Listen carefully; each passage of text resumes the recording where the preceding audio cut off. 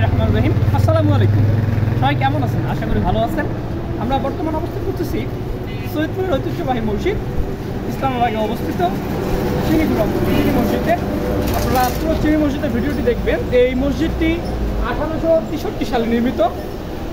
প্রতিনিয়ত দর্শনার্থী দেখার জন্য আসতেছে। তো পুরো মসজিদের ভিডিওটা দেখবেন, আরও বিস্তারিত জানানোর চেষ্টা করব। আমরা যে মসজিদটি দেখতে পাচ্ছি 1863 সালে হাজী বাকের আলী ও হাজী মুকু নামের দুজন স্থায়ী বাসিন্দা সৈয়দপুর শহরের ইসলামবাগ এলাকায় ছন ও বাঁশ দিয়ে মসজিদটি নির্মাণ করেন। পরবর্তীতে এলাকাবাসীর সহায়তায় তা টিনের ঘরে রূপান্তরিত করা হয় এবং পরবর্তী সময় এলাকাবাসী একটি মসজিদ নির্মাণের লক্ষ্যে তহবিল ফান্ড গঠন করেন। এরপর শুরু হয় এর মূল নির্মাণ কাজ।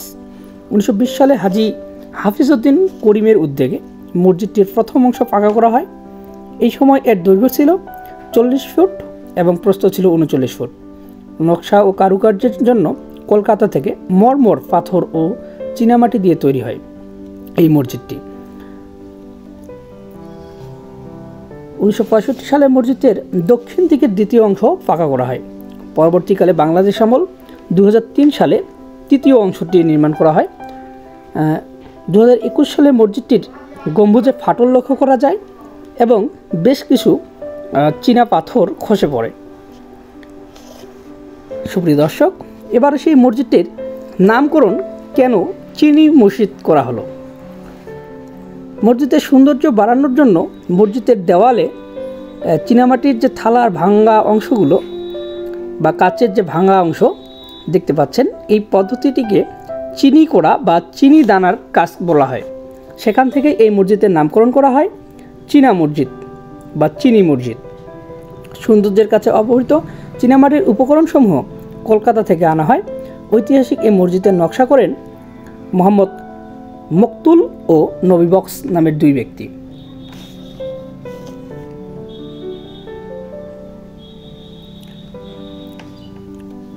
মসজিদ নির্মাণে মুঘল স্থাপত্যশৈলী অনুসরণ করা হয়েছে। মসজিদটির দেওয়ালে ফুলদানি, ফুলের ঝাড়, গোলাপ ফুল, একটি বৃত্তে একটি ফুল, চাঁদ তারাসহ অন্যান্য চিত্র অঙ্কিত হয়েছে। মসজিদ তৈরিতে প্রচুর মার্বেল পাথর ব্যবহার করা হয়েছে। মসজিদটিতে রয়েছে 27টি মিনার রয়েছে এবং ছোট 32টি মিনার সহ বড় 3টি গম্বুজ রয়েছে। মসজিদটি দ্বিতল বিশিষ্ট। প্রবেশ পথের উপরে আজান দেওয়ার জন্য মিম্বার রয়েছে। যে মিম্বারের মধ্যে আমরা চলতেছি, এটি আজান দেওয়ার জন্য একটি মিম্বার। এখানে দাঁড়িয়েই মুয়াজ্জিন সাহেব আজান দেন।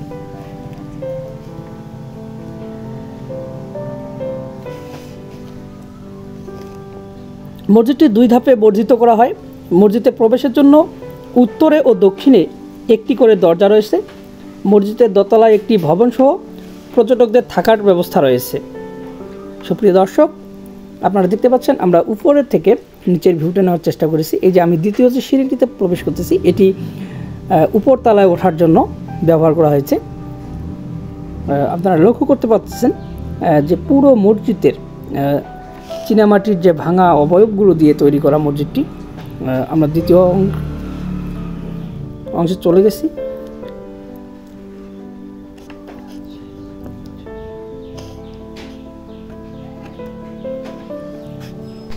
হ্যাঁ, আমরা দুই তলার উপরে অবস্থান করতেছি।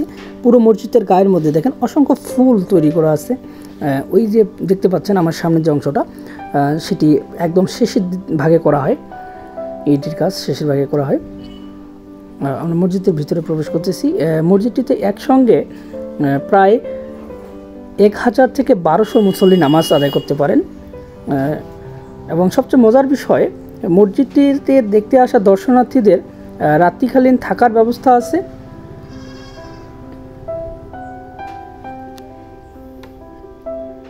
এই যে মসজিদের 3টি অংশ, একটি অংশ থেকে আমি মাঝখানের অংশে প্রবেশ করলাম এবং পরবর্তীতে দ্বিতীয় অংশে প্রবেশ করতেছি। তো সম্মানিত দর্শক শ্রোতাবৃন্দ, অবশ্যই আপনারা কমেন্ট করে জানাবেন উত্তরবঙ্গের আর কোন ঐতিহাসিক স্থান সম্পর্কে আপনারা জানতে চান। আমি তুলে ধরার চেষ্টা করব সেই দর্শনীয় স্থানের ইতিহাস। ধন্যবাদ।